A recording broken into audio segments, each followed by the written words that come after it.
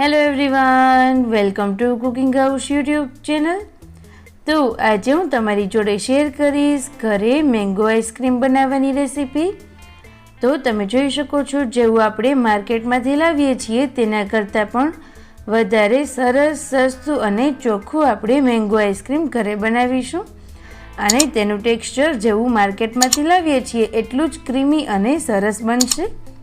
તો આ વિડીયો જોઈ અને આ સિઝનમાં તમે પણ મેંગો આઈસ્ક્રીમ ઘરે જરૂરથી બનાવજો। તો મેંગો આઈસ્ક્રીમ બનાવવા માટે મેં આ રીતેનું એક પેન લીધેલું છે, જેમાં આપણે 2 કપ જેટલું ફૂલ ફેટ દૂધ એડ કરીશું અને ત્યારબાદ ગેસની મીડિયમ ફ્લેમ પર દૂધને આ રીતે એકદમ સરસ રીતે ગરમ થવા દેવાનું છે અને આ રીતે જે મલાઈ આવે તેને આપણે અંદર એડ કરતા જઈશું, જેથી કરી અને આઈસ્ક્રીમ એકદમ સરસ એવું ક્રીમી બનશે। ત્યારબાદ તેમાં 3 મોટી ચમચી જેટલી ખાંડ એડ કરીશું। તમારે જેટલી પણ સ્વીટનેસ જોઈતી હોય એ રીતે ખાંડ એડ કરી શકો છો। ત્યારબાદ તેને સરસ રીતે મિક્સ કરી અને આપણે હલાવતા જઈશું। હવે આ દૂધને આપણે એકદમ સરસ એવું થીક થઈ જાય ત્યાં સુધી ગરમ થવા દેવાનું છે અને જો તમારે ઓછા દૂધમાં વધારે આઈસ્ક્રીમ બનાવવું હોય કે દૂધને ઉકાળવાની વધારે ઝંઝટ ના કરવી હોય તો આ રીતે તમે અડધા કપ જેટલો મિલ્ક પાવડર એડ કરી શકો છો। મિલ્ક પાવડર એડ કરવાથી આઈસ્ક્રીમ એકદમ સરસ એવું ક્રીમી પણ બનશે અને ખૂબ જ જલ્દીથી થીક થઈ જશે।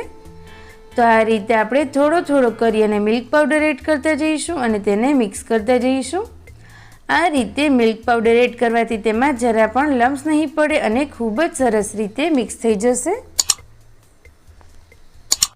તો આ રીતે મેં બધો જ મિલ્ક પાવડર એડ કરી દીધો છે।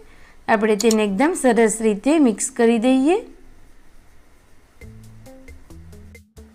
ત્યારબાદ તેમાં 1 ચમચી જેટલા નાના કટ કરેલા કાજુ અને બદામ એડ કરીશું।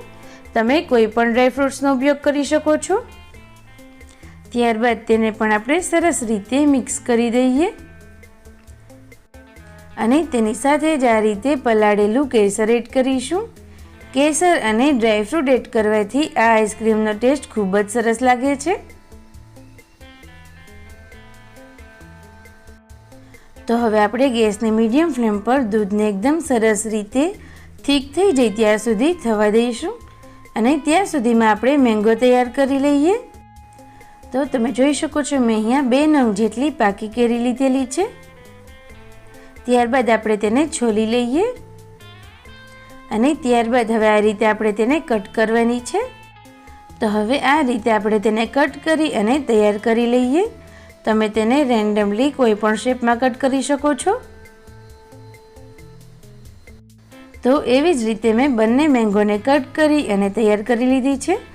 તો હવે આપણે તેને મિક્સરના જારમાં એડ કરી અને એકદમ સરસ રીતે ક્રશ કરી લઈએ।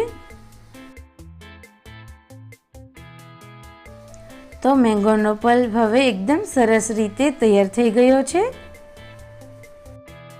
અને અહીંયા તમે જોઈ શકો છો, આપણું દૂધ પણ એકદમ સરસ એવું થીક અને ક્રીમી થઈ ગયું છે। તો ગેસની ફ્લેમ ઓફ કરી અને આપણે તેને ઠરવા માટે મૂકીશું। તો હવે આ ટેક્સચર એકદમ સરસ એવું રૂમ ટેમ્પરેચર પર આવી ગયું છે। આ સમયે આપણે ક્રશ કરેલી જે મેંગો છે તેનો પલ્પ એડ કરીશું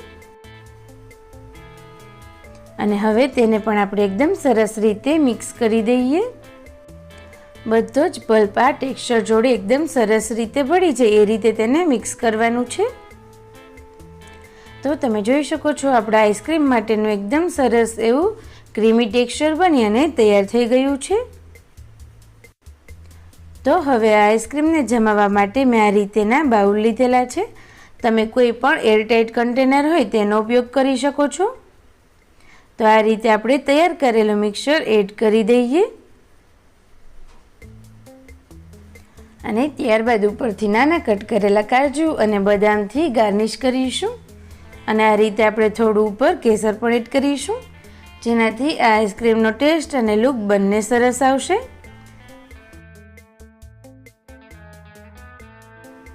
તો હવે આ રીતે આઈસ્ક્રીમને આપણે ફોઇલ પેપરથી કવર કરી દઈશું અને ઓવરનાઇટ તેને ફ્રીઝમાં મૂકીશું, જેથી કરી અને તે ખૂબ જ સરસ રીતે આઈસ્ક્રીમ બની જશે। તો હવે આપણે ચેક કરી લઈએ। તો તમે જોઈ શકો છો ખૂબ જ સરસ એવું ક્રીમી મેંગો આઈસ્ક્રીમ બની અને હવે તૈયાર થઈ ગયું છે. આ આઈસ્ક્રીમ તમે એક વખત બનાવશો એટલે ક્યારેય પણ માર્કેટમાંથી પણ નહીં લાવવું પડે. તો આ વિડીયો જોઈ અને તમે ઘરે જરૂરથી ટ્રાય કરજો.